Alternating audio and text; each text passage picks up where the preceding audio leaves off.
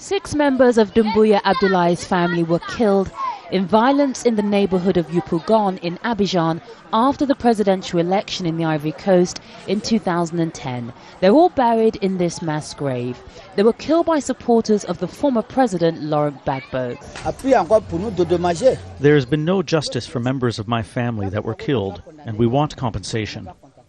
And so Doumbouya is worried that there could be violence again when Ivorians vote for hundreds of new mayors and local councillors on Sunday.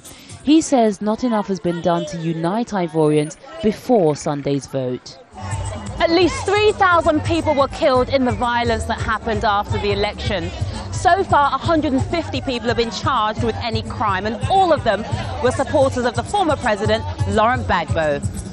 The head of the UN in the Ivory Coast is also concerned that there's not been justice and reconciliation since the last election.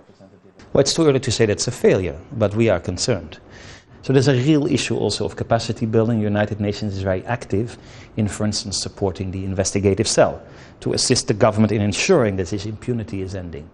The UN had 10,000 peacekeepers on patrol during the presidential election in 2010, but during Sunday's elections, Ivorians will be managing security themselves.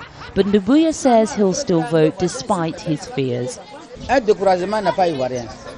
Ivorians, we're not discouraged, but in 2015 we will vote for someone else if there's no justice or change.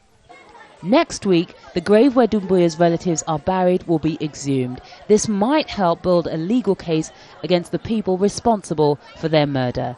Yvonne, Ndege, Al Jazeera, Abidjan, Côte d'Ivoire.